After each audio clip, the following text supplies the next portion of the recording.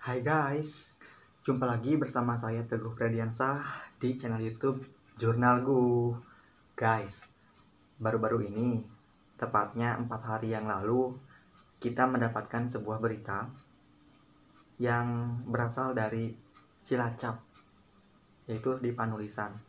Ada seorang warga yang mudik, tetapi setelah mudik itu diusir oleh keluarganya beserta tetangganya karena dikhawatirkan orang tersebut pertama disuruh balik lagi guys, pemudik dari Jakarta ini itu asalnya dari Cilacap.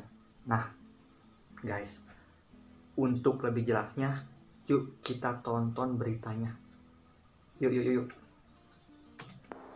Seorang pemudik dari Jakarta dan anaknya terlantar di terminal bus Kota Banjar. Pemudik ini diduga ditolak dan diusir oleh saudaranya lantaran khawatir terpapar virus corona. Ditolak mengingat guys. Korban baru tiba dari zona merah penyebaran COVID-19. Ya memang Jakarta zona merah.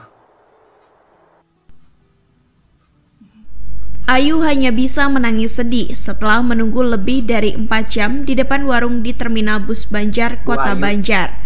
Ayu bersama anaknya hendak kembali ke Jakarta, tetapi tidak ada satupun bus antar kota antar provinsi yang beroperasi masuk ke terminal. Di terminal Banjar. Ayu bersama anak laki-lakinya ini baru tiba dari Jakarta dan pulang kampung halamannya di Panulisan, Cilacap, Jawa Tengah. Namun saudara dan tetangganya meminta Ayu untuk kembali ke Jakarta lantaran mereka khawatir terpapar COVID-19 atau virus corona. Kini Ayu bersama anaknya terlantar lantaran tidak ada bus yang beroperasi. Dari Jakarta atau mana? Dari Jakarta ya. Terus kemudian di sini kemana ini? Ke Panulisan, Makassari. Ke Panulisan. Ya. Terus katanya tadi diusir, kenapa itu, Bu? Ya biasalah, saudara marah mungkin saya di sini udah seminggu kan. Oh, disuruh pulang lagi ke Jakarta. Pulang lagi aja deh katanya. Ya, sekarang kalau misalkan tidak ada bis dari sini bagaimana, Bu? Nggak tahu. Pengelola terminal bus Kota Banjar mengakui sudah sepekan ini kondisi terminal sangat sepi. Bus antar kota antar provinsi sudah jarang masuk ke terminal tipe A Banjar. Bila terdapat penumpang yang ingin keluar kota, disarankan menggunakan angkutan travel.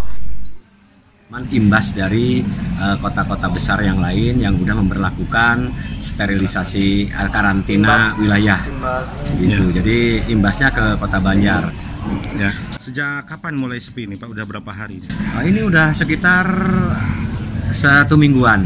Gitu. Sepi seperti ini. Sepi seperti ini. Kalau memang misalkan ada penumpang yang mau berangkat ke wilayah Jakarta dan sekitarnya ke arah barat, gimana itu, Pak? Ya itu diusahakan kalau memang tidak ada bis, nanti bisa kami usahakan dengan bis-bis seperti nggak ada bis. Warga Cilacap, Jawa Tengah ini berharap ada yang membantu menampung sementara waktu untuk dirinya dan buah hatinya. Dari Kota Banjar, Sukirman, Radar TV melaporkan. Ya, barusan itu ada berita dari Pak Sukirman, salah satu wartawan di Radar Tasikmalaya TV, ya guys, memberitakan di Kota Banjar tadi di terminal, guys, di terminal bahwa ada seorang pemudik yang diusir oleh keluarganya dan tetangganya. Dan Ibu Ayu tadi itu baru mudik dari Jakarta. Tadi dia sempat bilang sempat 7 hari lalu diusir oleh keluarga dan tetangganya. Ya memang akibat dari COVID-19 atau coronavirus ini memang warga juga sangat khawatir, menimbulkan banyak kepanikan, menimbulkan banyak kewaspadaan berlebih. Memang setiap daerah sudah berusaha untuk menangkalnya, guys. Tapi tindakan yang barusan kita melihat seperti apa, guys? Mungkin tanggapan dari teman-teman pemirsa Jurnalgu seperti apa? Keluarga sendiri mudik disuruh balik kan. Ya inilah Indonesia, kepanikan itu ada. Panik jangan, waspada boleh. Ya intinya kita harus berusaha agar tidak panik. Jadi gini guys, pemirsa Jurnalguh ya, ada beberapa status kan. Jadi semua pemudik dari Jakarta, mau dari Yogyakarta, mau dari Bogor, Bekasi, Depok, Karawang, dan lain sebagainya, saat mudik itu mereka sudah masuk, saat mudik ya ke desa, misalkan ke desa bener nih sekarang mudik, status mereka itu ODP, orang dalam pemantauan. Ketika mudik ada beberapa prosedur yang harus ditaati. Kalau di Majenang sendiri itu harus lapor ke RT, RW sesuai dengan instruksi dari Bupati. Karena nanti desa melakukan pencatatan. Jam berapa kamu mudik, kondisi kamu seperti apa. Dan biasanya tiap-tiap kota itu, saya punya teman, kemarin kan pabriknya tutup di Jakarta akibat dari coronavirus ini. Akibat coronavirus ini dia mudik. Saat mudik dia itu harus tes kesehatan dulu, cek kesehatan dulu di sana. Jadi ketika pulang itu ada yang sudah mendapatkan surat keterangan sehat di Jakarta. Nah kemarin teman saya itu tanggal akhir Maret, dan di Tasik dicegat, ditanyakan surat kesehatannya itu. Nah alhamdulillahnya itu ada, sehingga diloloskan untuk melewati Tasikmalaya yang sedang melakukan karantina wilayah. Walaupun dari instruksi presiden itu tidak boleh suatu daerah ya, tapi kita fokus lagi ke sini ya guys. Di bener sendiri setiap pemudik harus dicatat siapa-siapanya. Ada formatnya, nama, tanggal lahir, asal mudiknya dari mana, kondisinya seperti apa ketika mudik. Nah, ada juga dari kebijakan dari Puskesmas Majenang 1. Kalau kita kan mengacunya ke Puskesmas Majenang 1, itu harus mengisi formulir online. Data pemudik juga ada. Jadi teman-teman Jurnalguh harus baca dan isi formulir, 2 formulir itu. Yang pertama formulir dari desa, bukan formulir kalau dari desa mah, pencatatan saja, bisa ke RT, nanti dari RT bisa ke Kadus, dikirimkan ke Kadus nanti ke sekretaris desa. Biasanya sekretaris desa yang mengelola data tersebut sebagai perwakilan desa yang nanti akan dikirimkan ke kecamatan. Di kecamatan nanti dikirim ke kabupaten, sehingga nanti akan ada berapa jumlah ODP di sana.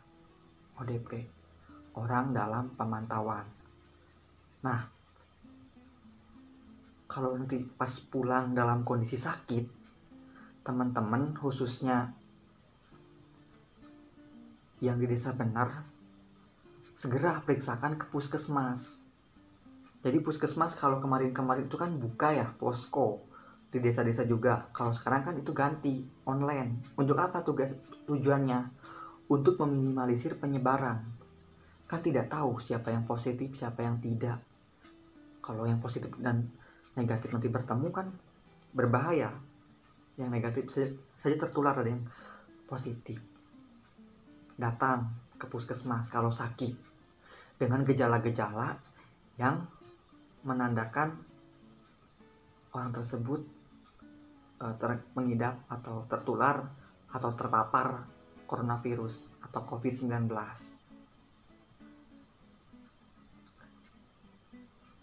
Nah, jadi intinya ketika yang paling penting itu ODP ya, semua pemudik itu ODP. Harus di rumah selama 14 hari. Usahakan di rumah saja 14 hari. Nah, setelah 14 hari tidak sakit, tidak apa-apa, itu berarti besar kemungkinan pemudik tersebut negatif. Jadi kalau karantina diri itu fungsinya untuk mengetahui apakah beliau positif atau negatif. Di sini saya bukan sebagai ahli medis ya guys. Saya hanya membaca berbagai kebijakan, saya hanya membaca berbagai aturan. Kan banyak ada harus jaga kebersihan, cuci tangan, pakai masker kan. Pakai masker juga harus benar. Sekarang kan lagi mempromosikan masker yang kain, karena yang masker yang biasa dipakai oleh medis itu benar-benar dibutuhkan oleh medis. Nah, ketika sakit, nanti misalkan dari puskesmas dinyatakan sakit dan harus dirujuk ke rumah sakit yang memang menangani khusus coronavirus atau COVID-19 ini, status dari yang tadinya ODP, pemudik yang ODP, naik ke PDP, pasien dalam pengawasan. Nah, untuk pasien dalam pengawasan ini juga akan dirawat di sana. Kalau di sekitar Cilacap itu kan di Rumah Sakit Umum Daerah Cilacap, kemudian ada juga di Rumah Sakit Margono kalau paling dekat dari sini ya. Kalau di Cilacap sendiri kan dua yang positif, satu meninggal dunia kan, yang satu lagi masih dalam perawatan. Nah, PDP ini nanti akan dilakukan pengecekan. Kalau awal-awal kemarin itu alat ceknya itu alat tes kesehatan apakah terkena corona atau tidak itu hanya Kementerian Kesehatan saja yang punya. Jadi sampelnya itu saya lupa, kalau di artikel itu darah ya. Darahnya tuh dikirim ke Jakarta. Setelah dikirim lalu dikirim juga hasil dari pengecekan itu positif atau negatif. Nah, kalau sekarang kan ada juga yang pengembangan tuh yang dari orang Indonesia asli ya. Bisa baca ya di Google ya guys, teman-teman. Dan hampir tiap daerah, mungkin sekarang ada beberapa daerah juga yang sudah, seperti universitas juga kan ada yang sudah ya. Nah, jadi teman-teman jangan panik ketika misalkan ada yang mudik. Selama teman-teman ikuti prosedur yang telah diberikan, kebijakan-kebijakan dari pemerintah desa, kebijakan-kebijakan dari bupati, itu adalah kebijakan-kebijakan yang harus kita ikuti. Kita tidak bisa bertindak secara brutal, secara sendiri, tidak bisa. Kita harus ikuti prosedur-prosedur itu. Kembali lagi ya, saya ringkas lagi, lebih ringkas. Semua pemudik yang datang ke desa, misalkan desa benar ya, itu mereka semua statusnya ODP, orang dalam pemantauan.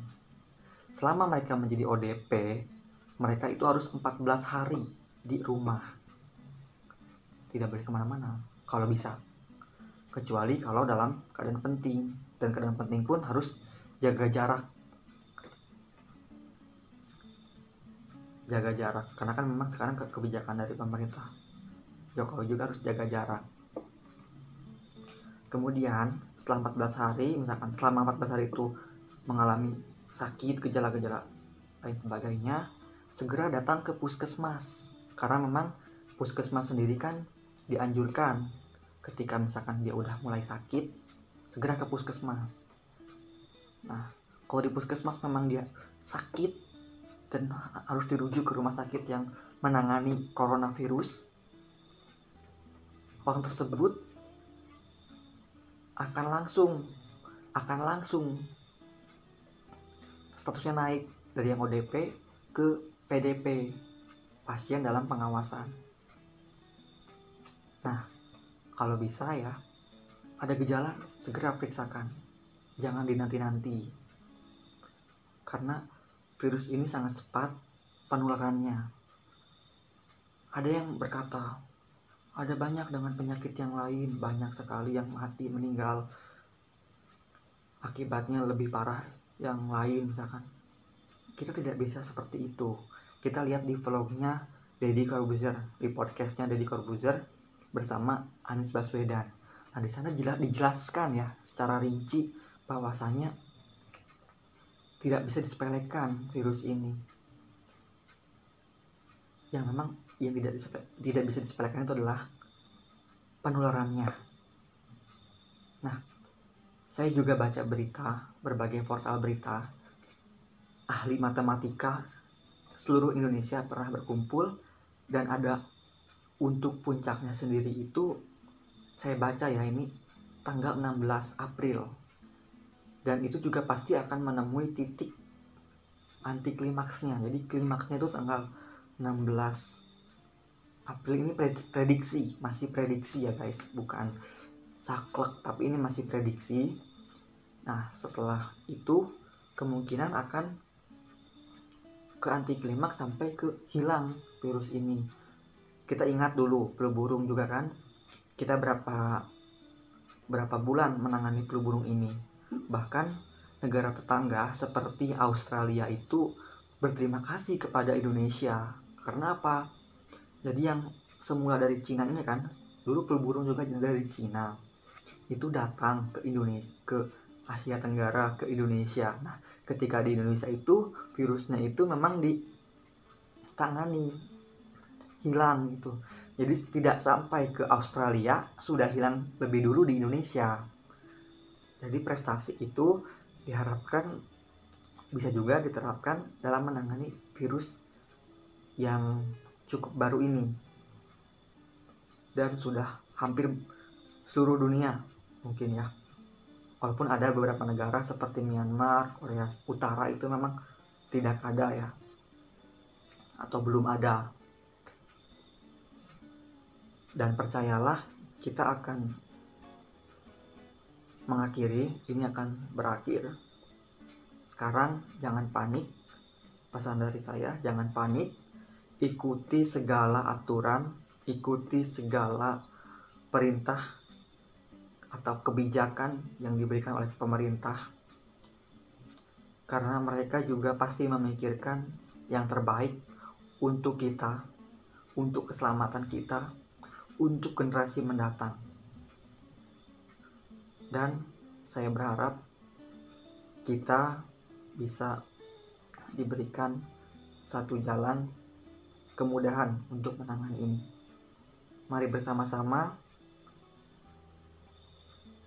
tetap jangan panik, tapi tetap waspada. Sekian dari saya ya. Sampai jumpa di vlog selanjutnya. Terima kasih pemirsa Jurnalgu.